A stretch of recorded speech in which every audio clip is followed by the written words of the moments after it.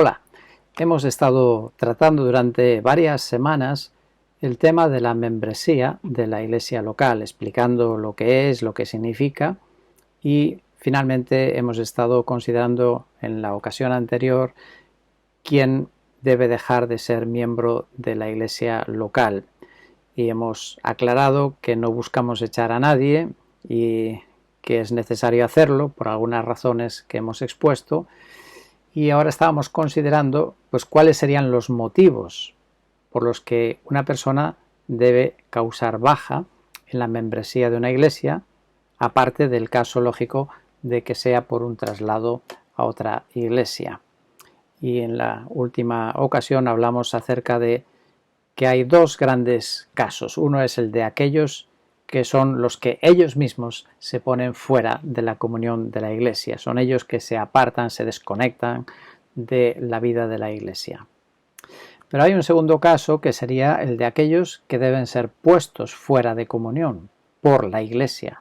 Es la iglesia que debe ponerlos fuera de comunión a propuesta de los ancianos, cuya tarea de obispos, de superintendentes, pues debe ser llevar esa propuesta a la asamblea. Y el motivo no es otro más que su conducta. Mencionaremos algunos ejemplos y casos que tenemos en el Nuevo Testamento donde se aplica esta medida disciplinaria y que lleva a apartar a la persona de la membresía de la iglesia. Bueno, lo conocemos este procedimiento como la excomunión.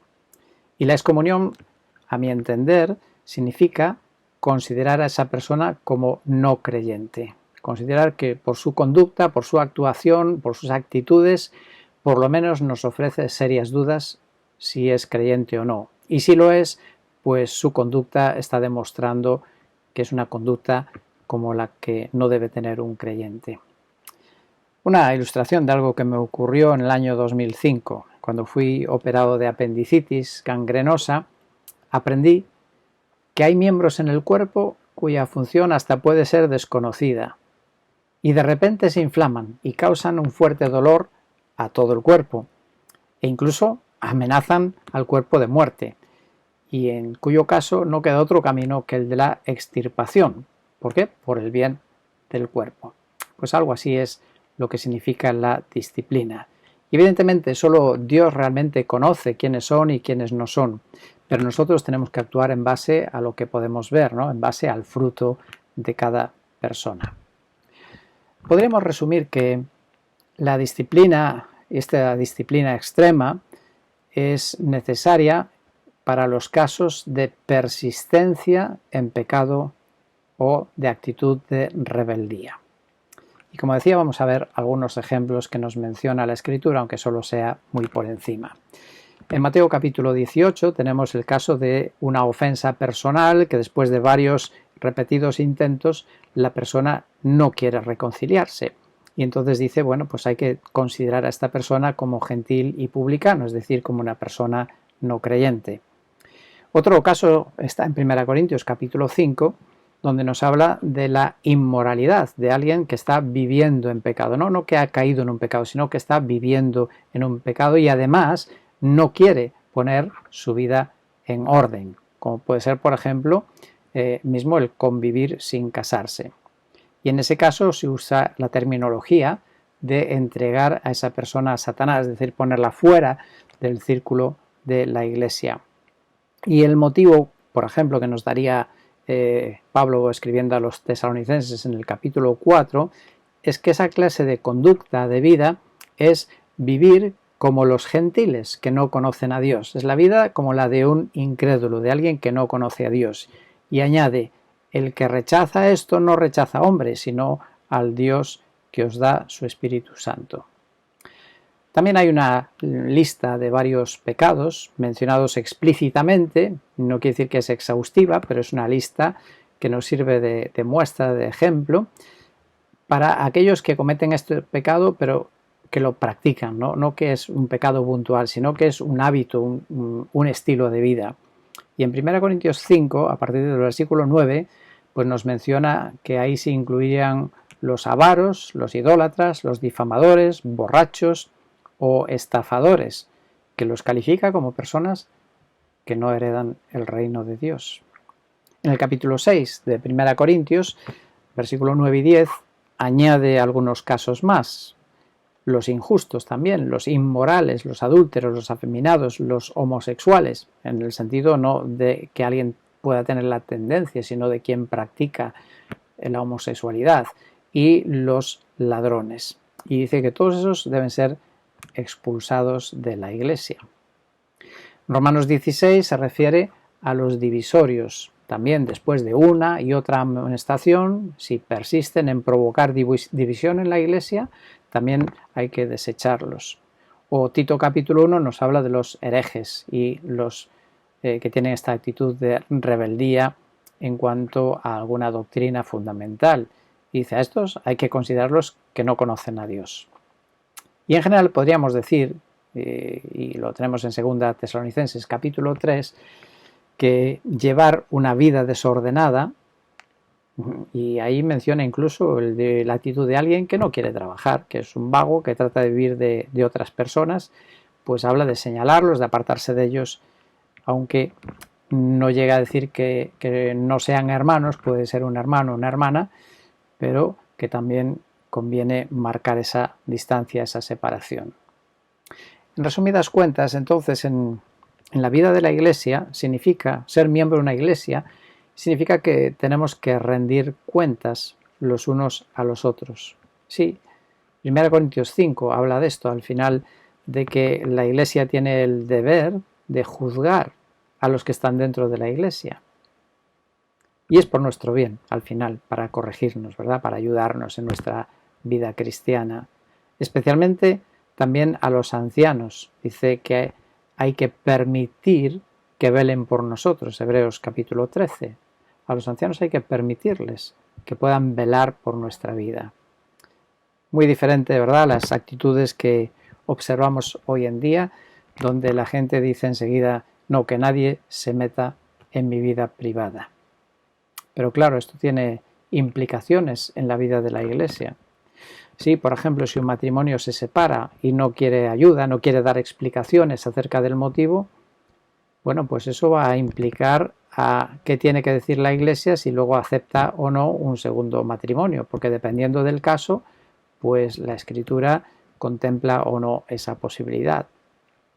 Sin duda es un tema delicado el de rendirnos cuentas y uno se puede preguntar, ¿no?, hasta dónde yo debo informar o rendir cuentas de mi vida a la Iglesia, de qué asuntos. Bueno, yo creo que aquí no es tan complicado si decimos que tiene que ver con asuntos pues que sean pecados. Si hay un problema de pecado debemos de confesarlo y repararlo. O de asuntos que afecten al testimonio, a la vida y el testimonio de la Iglesia. Bien, habiendo hablado acerca de estos dos grandes motivos, ¿no?, por los que alguien debe causar baja en su membresía de la Iglesia, es decir, porque él mismo se está excluyendo, se excluye de la Iglesia, o bien porque su conducta pues requiere, demanda esta necesidad. Dicho eso, hay situaciones excepcionales por las que creo que alguien no tendría que causar baja, aunque podría encajarse en algún o parecer alguno de los casos mencionados. Por ejemplo, es evidente, ¿no?, en el caso de un miembro que no puede, que realmente no puede asistir a las reuniones de la Iglesia. Podría ser por una limitación física, por una enfermedad, por la edad, que puede ser incluso propia, un problema propio, o por estar al cuidado precisamente de algún familiar y que le hace estar las 24 horas allí pendiente de la persona. También podría ser por el trabajo, aunque siempre se podría hacer lo posible de que en algún hueco habrá o algún día o algunas vacaciones habrá donde podamos verle la cara, ¿no? También puede ser por un cambio de residencia temporal, es decir, personas que se trasladan a otra ciudad, a otro lugar, por estudios, por trabajo, incluidos misioneros, o por asuntos familiares. Y bueno, en esos casos yo diría que no pasa nada si incluso tramitan un traslado de membresía a otra iglesia allí donde están, aunque solo sea por unos meses. Luego no hay ningún problema en revertir la situación. Y también se da el caso de personas que tienen pendiente, que se han trasladado a otro lugar, pero tienen pendiente encontrar aquella iglesia en la que integrarse y bueno, pues entre tanto desean seguir vinculados en este caso a nuestra iglesia, aunque no sería lo más correcto, pero se puede comprender también como una excepción en algún caso. Y también otra situación excepcional sería considerar que estos, o lo que debemos de considerar en estas situaciones excepcionales, que por lo menos serán hermanos, hermanas que mantengan algún tipo de contacto con la iglesia, alguna relación con la iglesia. Bueno, hoy la tecnología nos lo ha facilitado mucho y se pueden seguir las reuniones grabadas, por ejemplo. Tal vez si es por limitaciones físicas que no puede venir, pues quizá hermanos de la iglesia le pueden visitar en su casa, incluso tener allí una pequeña reunión, una pequeña meditación bíblica e incluso también llevar la comunión, ¿por qué no? Y también estas personas pues mantendrían un vínculo con la iglesia si la iglesia los mantiene en unas listas de oración, por ejemplo, ¿no? Unas listas de miembros fuera del área y los tenemos ahí para orar por ellos y para que al final encuentren también su lugar y mantener esta información sobre cómo les va. Bueno, no todo son cosas negativas, ¿verdad? Cuando hablamos de pensar en que alguien debe cesar como miembro de la iglesia, también debemos de enfocar la recuperación, la restauración a la membresía. ¿Cuál debe ser nuestra actitud hacia los que dejan la congregación o son disciplinados? ¿Debemos considerarlos ovejas perdidas o más bien son hijos pródigos?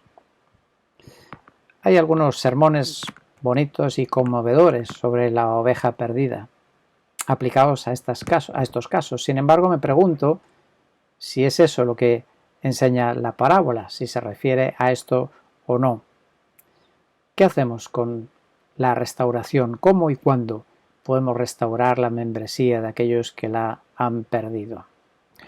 Bueno, sugiero que echemos un vistazo a estas 3 parábolas que tenemos en Lucas capítulo 15, 3 parábolas seguidas una de la otra sobre cosas perdidas y que indica todo ello o da a entender que son complementarias. Sin entrar en todos los detalles, pero muy interesante. Una oveja perdida, bueno, es ella que se alejó del rebaño. La oveja perdida es alguien que no sabe volver y por lo tanto es el pastor que tiene que ir a buscar la oveja. Luego tenemos una moneda perdida. La moneda es la dueña la que perdió la moneda. La moneda no puede volver porque no tiene vida. Es la dueña la que tiene que buscar la moneda. Y luego tenemos el caso de un hijo perdido, o quizá más exactamente 2 hijos perdidos. En este caso el hijo es el que decidió perderse, él decidió alejarse y el padre consintió en darle la libertad, darle su parte de la herencia y alejarse. Pero él, el hijo pródigo, sí que sabe volver. El hijo pródigo sí que puede volver. Y el padre no fue a buscarlo. El padre esperó a que regresara. Así que en esa tercera historia es él, es el que se ha alejado, quien ha de querer volver y es el que ha de dar pasos y el que ha de tomar la decisión de volver. Lo cual hizo, el pródigo lo hizo cuando se dio cuenta del fracaso de su vida. En estas 3 parábolas se enseña que hay gozo por la recuperación de lo perdido. Da igual que sea el 1%, como es el caso de la oveja perdida, o el 10% de pérdida, como fue el caso de la moneda, o el 50% o hasta 100% de pérdida en el caso del hijo de los hijos pródigos. Pero el proceso en cada uno es diferente. Ahora, para entender la parábola debemos de partir del contexto de la ocasión, mejor dicho, para entender estas 3 parábolas que aparecen ahí unidas, ¿no?, con una continuidad. Bueno, Jesús está respondiendo a la murmuración de los fariseos y de los escribas porque Jesús recibía y comía con pecadores. ¿Cuál es la interpretación que debemos de dar a estos relatos de Jesús? Bueno, algunas cosas que nos podemos observar es que lo perdido y lo hallado se refiere a los pecadores, son los pecadores. Unos son buscados por el Señor porque no pueden volver, no pueden venir a Él, pero otros son ellos que han de tomar el paso también de volver. Otra cosa que podemos ver es que el cielo se goza en la recuperación de lo perdido, es decir, en aquellos pecadores arrepentidos. Y la enseñanza principal de estas parábolas realmente se desarrolla en la tercera, que es mucho más amplia y entra en los detalles con estos dos hijos, porque es la que culmina el relato, es el objetivo de la enseñanza que Jesús quiere dar. Uno de los hijos representa precisamente a aquellas personas que todo el mundo considera pecadores. Son los que son criticados y condenados por los fariseos y por los escribas. El otro hijo, el hijo que se quedó en casa, representa a los fariseos y a los escribas, que ellos no se consideran pecadores y consideran que siempre estuvieron en casa. Y Jesús viene a enseñar con esta parábola que al final ambos hijos están igualmente perdidos, con una diferencia, que el hijo pródigo lo reconoce y vuelve arrepentido. Ambos hijos son amados, pero solo uno decide volver y el otro rechaza la invitación. Ahora, es lícito hacer aplicaciones, ¿verdad?, a la palabra de Dios, a las historias de Jesús, y creo que puede ser pertinente en el tema que estamos tratando. ¿Cuál podría ser una aplicación? Bueno, el creyente que se aparta de la Iglesia o que es disciplinado, pregunto, ¿qué te parece? ¿Es como la oveja, como la moneda o como el hijo pródigo? ¿Sabe volver o no sabe volver? ¿Hay que ir a buscarlo o deberá volver él? En la enseñanza del Nuevo Testamento no veo tanto que hay que ir a buscar a estas personas, sino a los que no conocen el Evangelio. El Nuevo Testamento nos llama a ir a buscar a los que no conocen al Señor. Y son aquellos que están muertos en delitos y pecados, por lo tanto son como la moneda que no puede volver. Son aquellos que tampoco saben volver, son como la oveja, necesita alguien que les predique para que puedan volver a reconciliarse con Dios. Y en el caso de los creyentes, que conscientemente, voluntariamente deciden apartarse o son disciplinados, pues ahí no veo instrucciones acerca de que haya que ir a buscarlos. Lo único que encuentro en 2 Tesalonicenses es que debemos de amonestarles. Si te encuentras con ellos, tienes ocasión, amonéstale. Y eso está bien. Pero Jesús, por ejemplo, no fue detrás de Judas. Ni vemos a los apóstoles ir detrás de aquellos que tenían esta condición, que habrían perdido la condición de miembros de la Iglesia. Da más la impresión de que el Señor, en la figura de este padre de la parábola, espera pacientemente a que experimenten el fracaso, que experimenten la necesidad de Dios en sus vidas, que reconozcan su pecado y vengan arrepentidos. Y entonces es el mayor gozo que puede tener esperarles con los brazos abiertos y hacer fiesta. Y es así.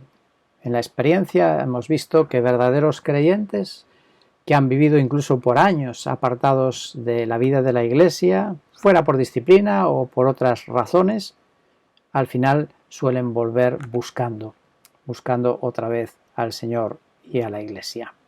Y ese es precisamente el objetivo de la disciplina. Quiero concluir este tema con una propuesta práctica para que consideremos o pensemos en ellas. Lo cierto es que en las Escrituras, en la Biblia, tenemos principios, tenemos ejemplos, pero no encontramos todas las situaciones, claro, que pueden darse hoy en la práctica.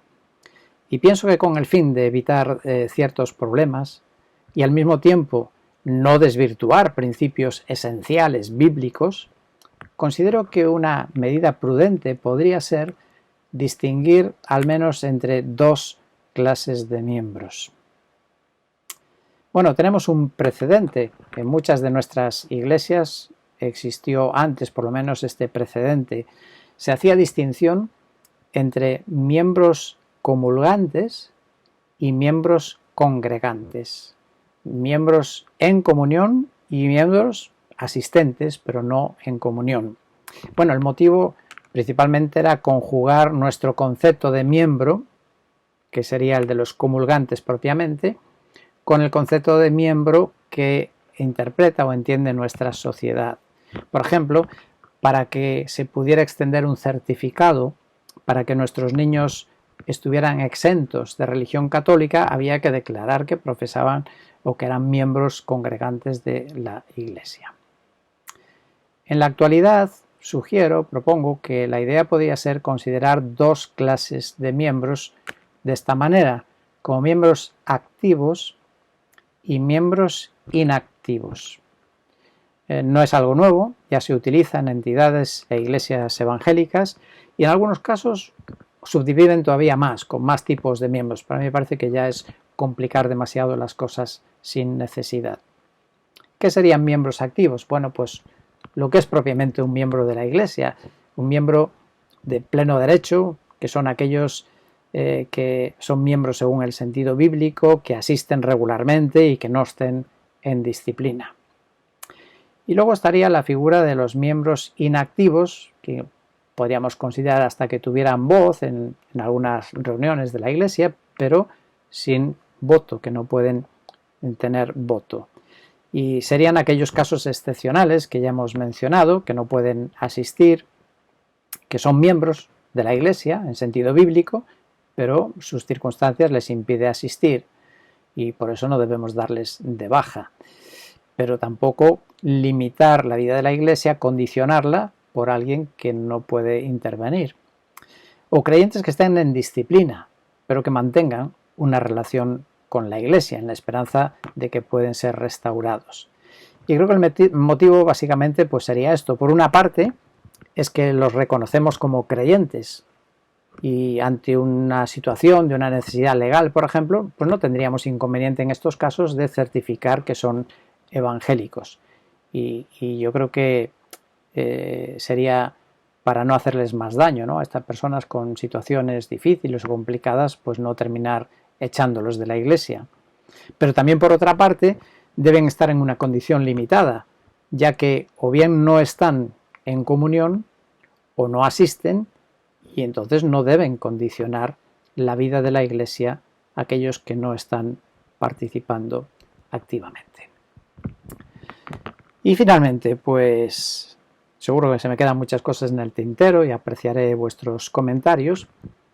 Hay una última cuestión que esta la he dejado un poco en el aire, en suspenso, porque creo que necesitamos un poco más de asesoramiento. Y es el caso de los menores de edad. Menores de edad, creyentes, convertidos, pueden ser bautizados también, pero en algunas cuestiones de la vida de la Iglesia nos tenemos que plantear la legalidad en cuanto a las votaciones, si pueden votar o cómo se debe tramitar eso. O, por ejemplo, si un día la Iglesia ha de reunirse para tratar algún tema delicado, que no fuera prudente que estuvieran los menores, pues ilegalmente, ¿cómo se puede hacer eso?